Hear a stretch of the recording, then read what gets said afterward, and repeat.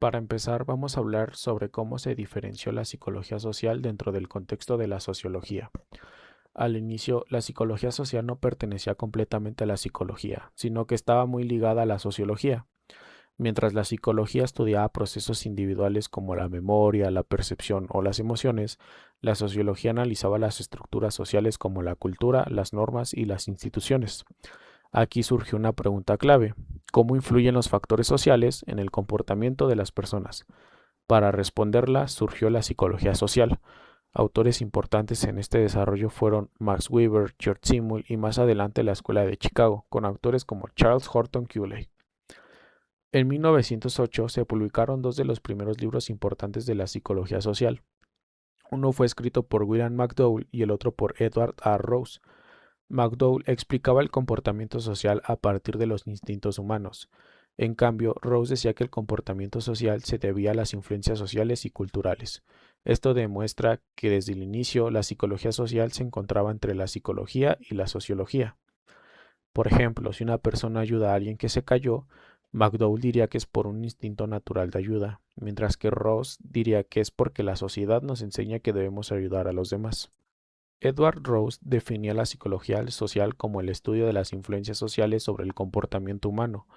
Rose fue influenciado por el sociólogo Gabriel Tert, quien desarrolló la teoría de la imitación. Según estas ideas, las personas aprenden comportamientos mediante la imitación, la sugestión y la influencia social. Por ejemplo, en redes sociales, muchas personas imitan bailes, modas o expresiones que empiezan los influencers. Rose distinguió dos tipos de influencia social: ascendencia social, que ocurre cuando la sociedad influye en el individuo.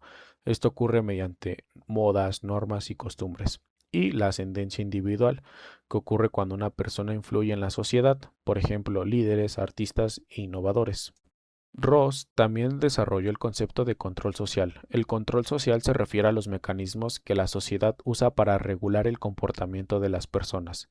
Estos pueden ser leyes, normas sociales y sanciones. Por ejemplo, muchas personas no tiran la basura en la calle porque existen normas sociales y multas. Otro autor importante fue Florian Sinaniecki, vinculado a la Escuela de Chicago. Sinaniecki propuso que la psicología social debía ser una ciencia cultural dentro de la sociología. A diferencia de Rose, que explicaba la conducta mediante imitación, Sinaniecki decía que era necesario analizar el significado que las personas dan a sus acciones.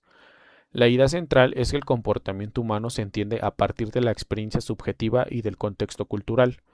Por ejemplo, una persona que participa en una manifestación lo hace por valores, creencias o ideales, no solo por estímulos externos.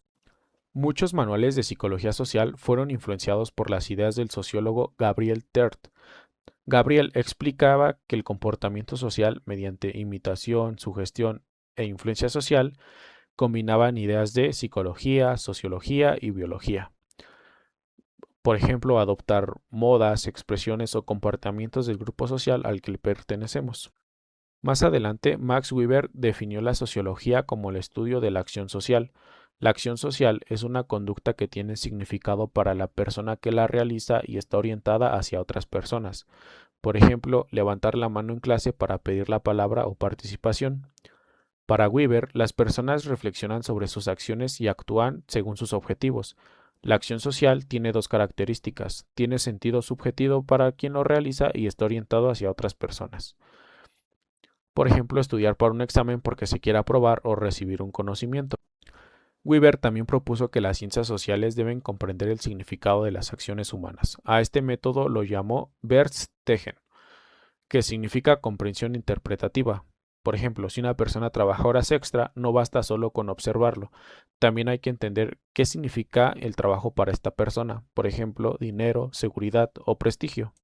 Weber también creó el concepto de tipo ideal. Un tipo ideal es un modelo teórico que sirve para analizar la realidad social. No describe exactamente la realidad, sino que funciona como una referencia para comparar casos reales. Por ejemplo, el estudiante ideal, alguien que siempre estudia, participa e entrega tareas, en realidad casi nadie cumple con todo eso perfectamente. Las ideas de Weber ayudaron a entender la relación social entre la acción individual y el contexto social. Esto influyó mucho en la psicología social y en el desarrollo de la escuela en Chicago.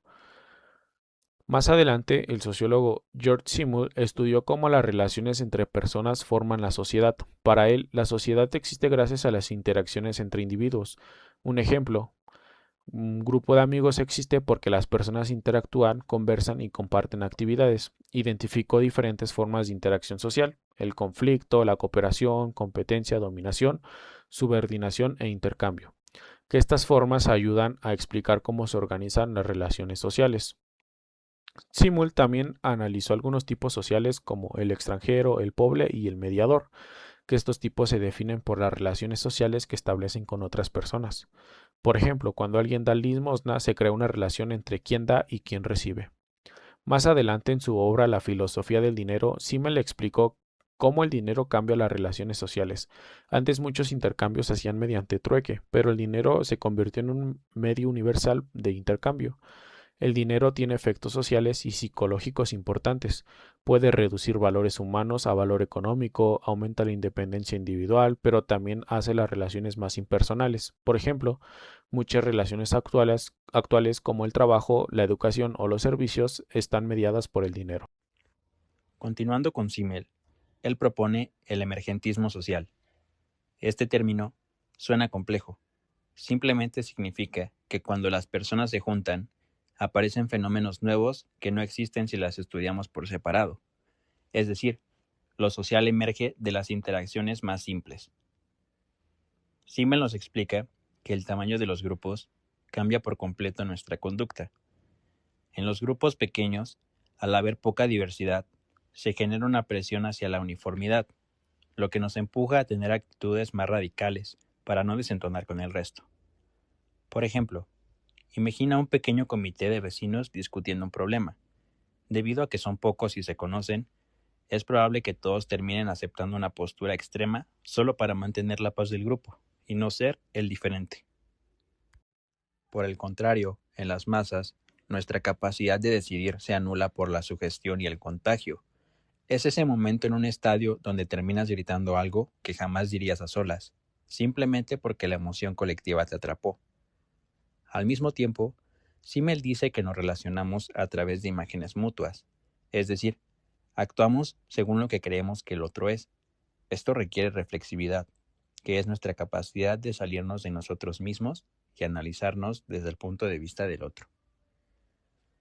Esta idea de vernos a través del otro nos conecta directamente con Charles Horton Cooley, quien decía que el individuo y la sociedad son inseparables, como las dos caras de una moneda. Cooley introdujo el concepto del yo espejo, que explica que nuestra identidad se construye según la imagen que los demás tienen de nosotros. Este proceso tiene 3 pasos clave. Primero, imaginamos cómo nos vemos ante los demás. Segundo, imaginamos cómo ellos valoran esa apariencia. Y por último, sentimos orgullo o vergüenza basado en ese juicio imaginado.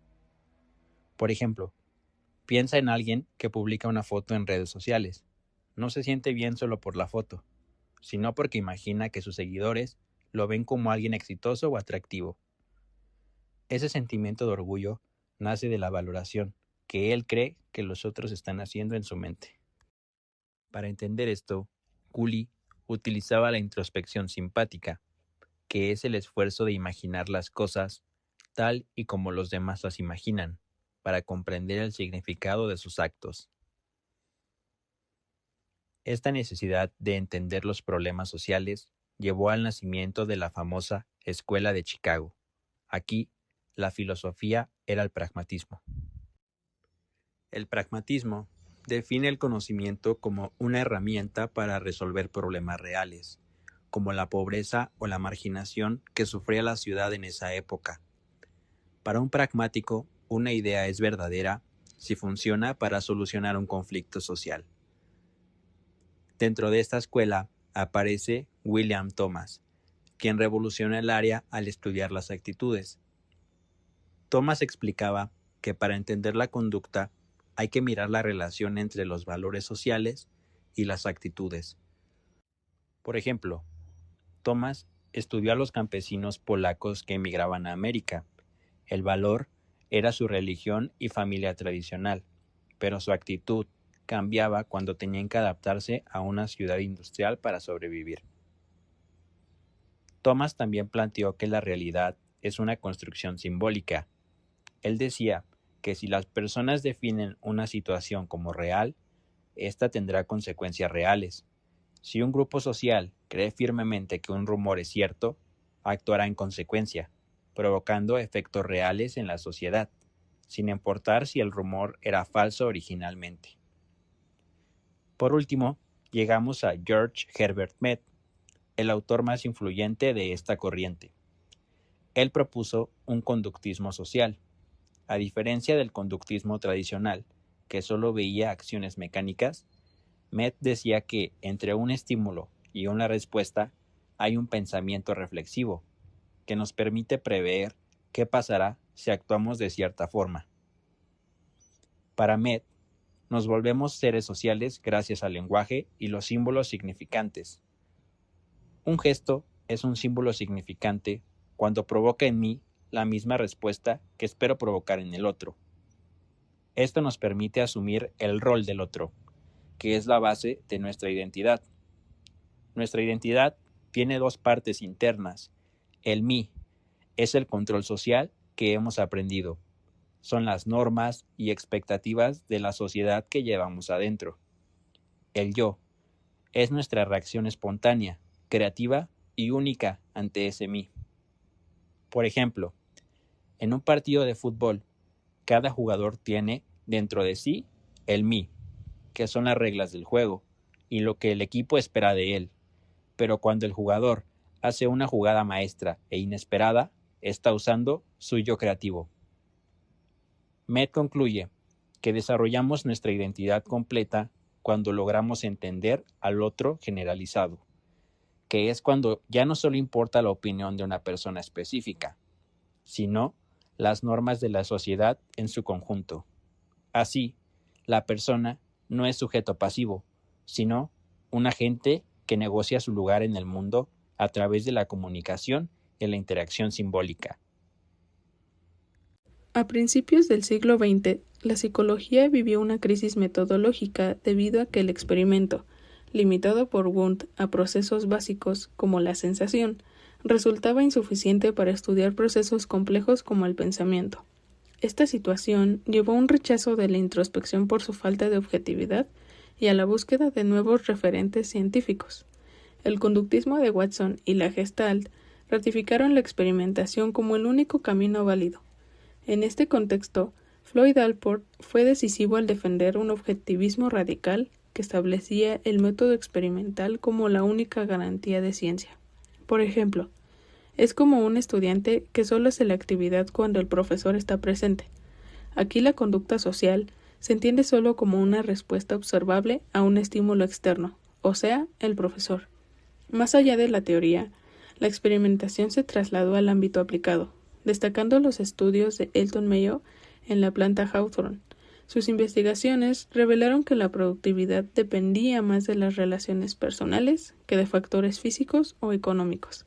Sin embargo, esto introdujo el efecto Hawthorne, que cuestiona los resultados cuando los sujetos saben que están siendo observados. Piensa en una oficina. Los empleados limpian su lugar y trabajan más rápido solo porque saben que habrá una auditoría. Su rendimiento sube por sentirse observados, no por el trabajo en sí. Por otro lado, la Escuela de Chicago adoptó un enfoque ecléctico inspirado en el pragmatismo. A diferencia de la corriente psicológica que imitaba la física, ellos prefirieron el modelo de la biología. Autores como Thomas y Naniecki criticaron el experimento por aislar al individuo de su medio y reducir la conducta a algo mecánico, impulsando en su lugar a la investigación cualitativa y el uso de documentos personales. Por ejemplo, imagina que ves a un grupo de jóvenes que se reúne en una esquina. Para entenderlos, no basta con contarlos. Hay que hablar con ellos para saber si para ellos significa amistad o simplemente seguridad. En conclusión, aunque la Escuela de Chicago es recordada por su enfoque cualitativo, fue allí donde realmente nació la medición cuantitativa de las actitudes como la escala de distancia social de Bogardus en 1925, perfeccionada después por autores como Thorstone. Este periodo destaca porque, inicialmente, lo cualitativo y lo cuantitativo coexistieron sin conflicto como herramientas complementarias para entender la realidad social. Sin embargo, a finales de los años 30, este equilibrio se rompió, dando inicio a las disputas metodológicas que hasta el día de hoy siguen definiendo los debates en nuestra disciplina. Por otro lado, el interaccionismo simbólico es una perspectiva sociológica sumamente amplia que encuentra su núcleo inicial en las teorías de George Herbert Mead, aunque fue Herbert Blumer quien más tarde acuñó el término y representó su vertiente tradicional. Las raíces intelectuales de esta corriente se hunden en el pragmatismo filosófico y el conductismo psicológico.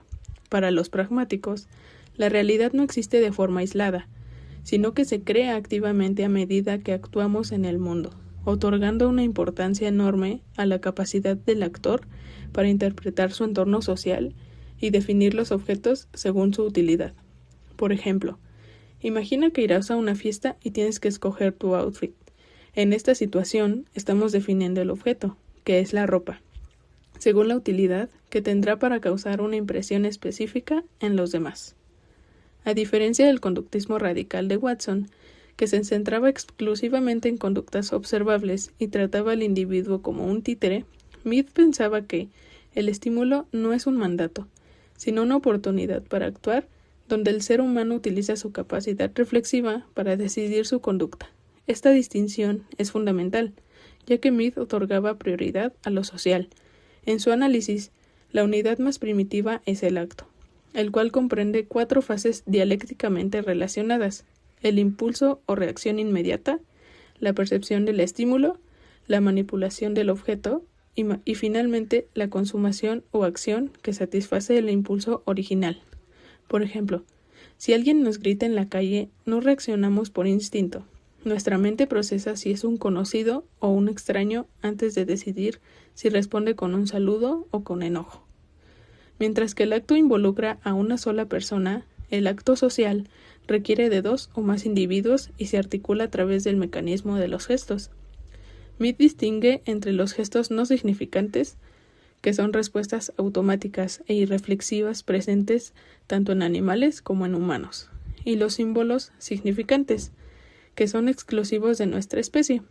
Un gesto se convierte en un símbolo significante cuando evoca la misma respuesta tanto en el individuo que lo emite como en el que lo recibe, siendo el lenguaje el conjunto de gestos vocales con mayor probabilidad de alcanzar esta categoría. Estos símbolos permiten a las personas ser estimuladoras de sus propias acciones y hacen posible el pensamiento, al cual Mead define de forma conductista como una conversación interna o implícita del individuo consigo mismo. Por ejemplo, un bostezo involuntario es un gesto no significante, pero levantar la mano en clase es un símbolo significante porque tanto el alumno como el profesor entienden que significa quiero hablar.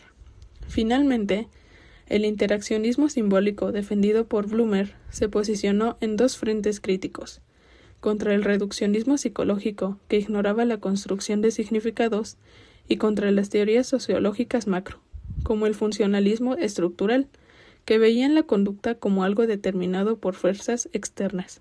Blumer sostenía que los significados no son universales ni objetivos, sino individuales y subjetivos, asignados por el receptor según su propia interpretación.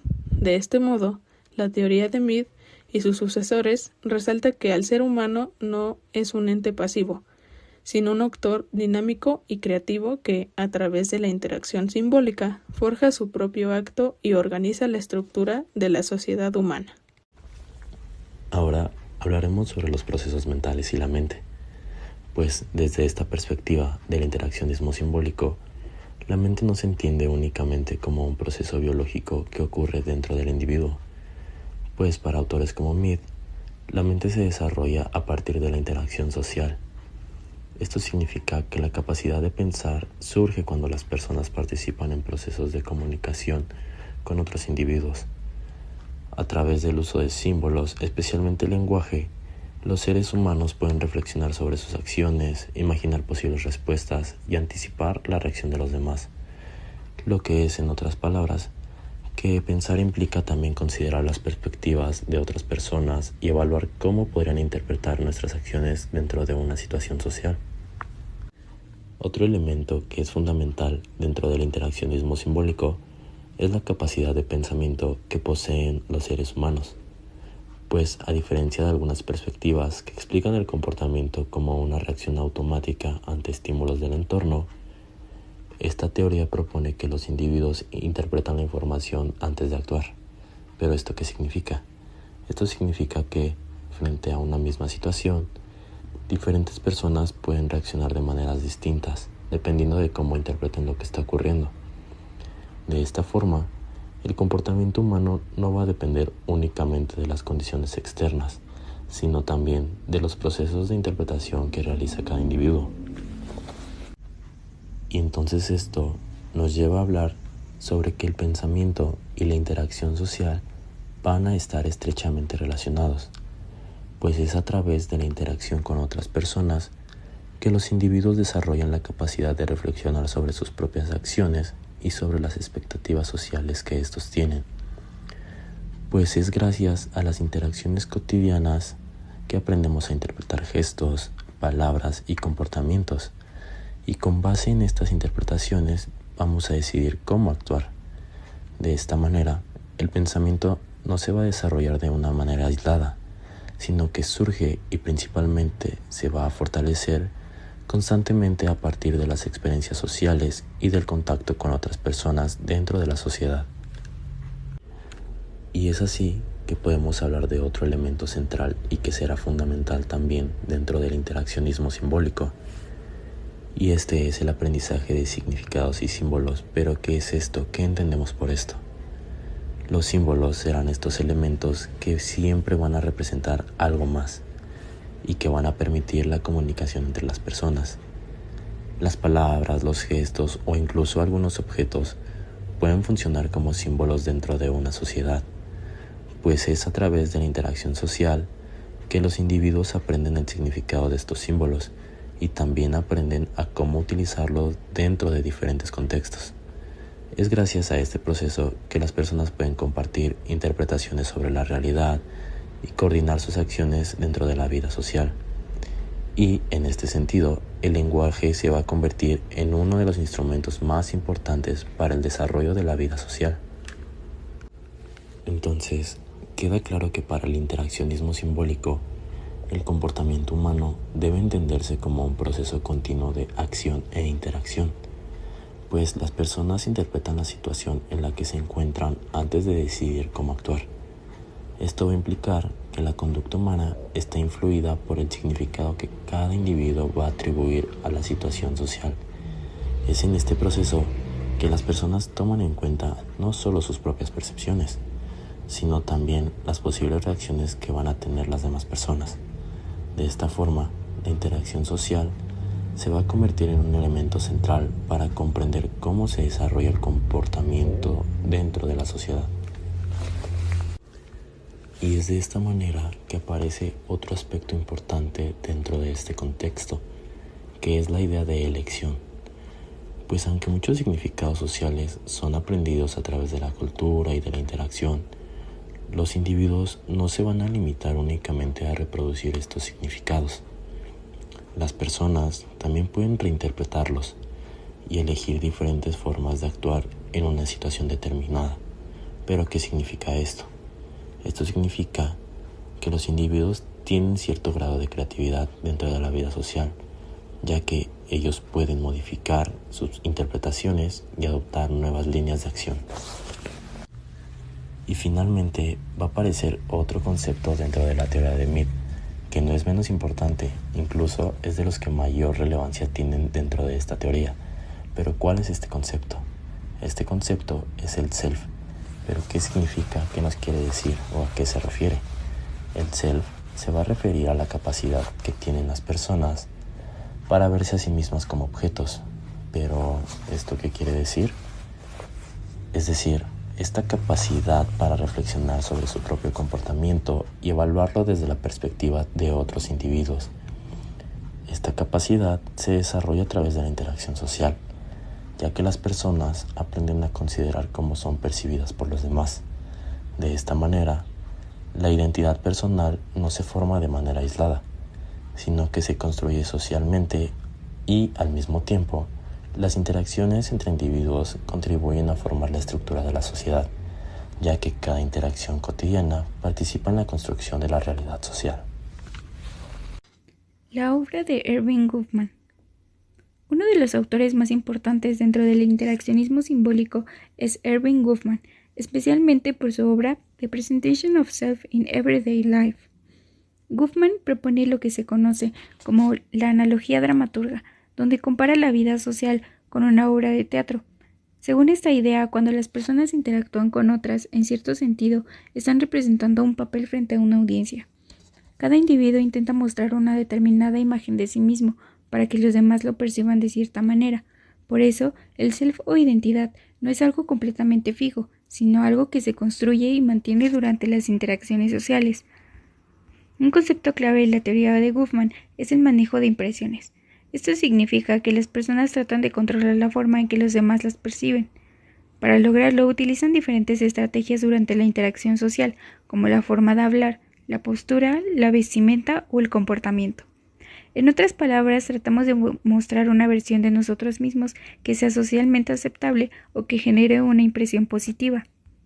Dentro de esta analogía teatral, Goffman introduce el concepto de fachada, que se refiere al conjunto de elementos que una persona utiliza para definir la situación frente a los demás.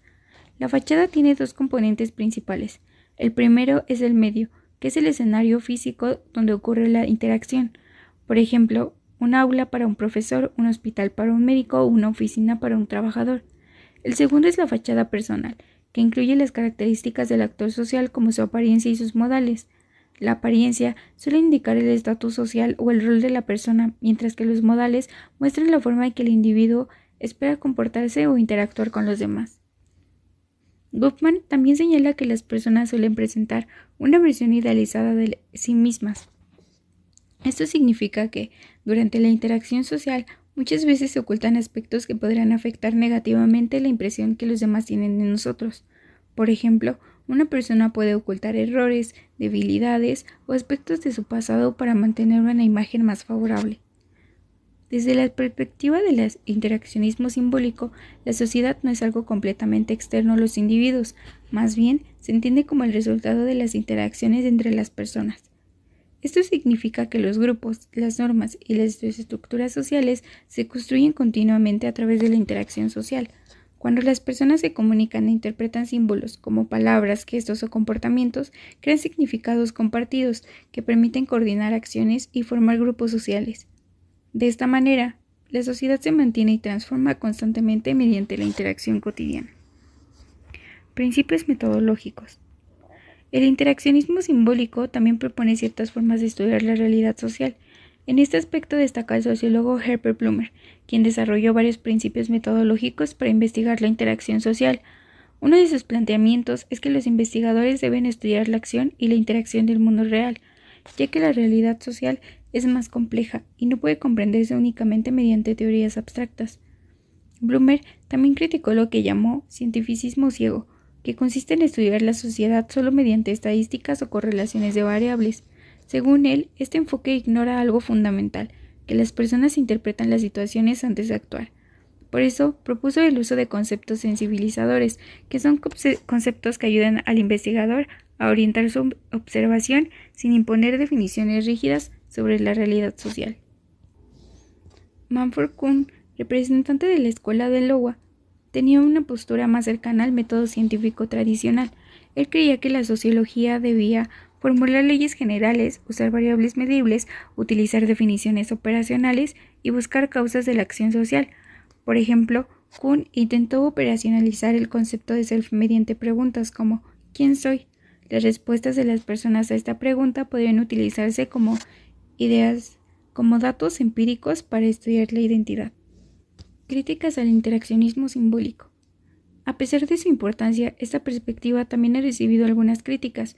Una de las más comunes es que se enfoca demasiado en las interacciones cotidianas entre individuos, dejando en segundo plano factores más amplios como el poder, las instituciones o desigualdades. También se ha señalado que muchas investigaciones dentro de esta perspectiva utilizan métodos cualitativos, lo que puede dificultar la generalización de los resultados. Sin embargo, a pesar de estas críticas, el interaccionismo simbólico sigue siendo una herramienta muy valiosa para comprender cómo las personas interpretan la realidad social. En conclusión, el interaccionismo simbólico explica que la realidad social se construye a través de la interacción, los símbolos y los significados compartidos. Autores como George Mead, Charles Horton Cooley, Herbert Blumer y Erving Goffman contribuyeron a explicar cómo las personas construyen su identidad y cómo se organiza la vida social a partir de las interacciones cotidianas.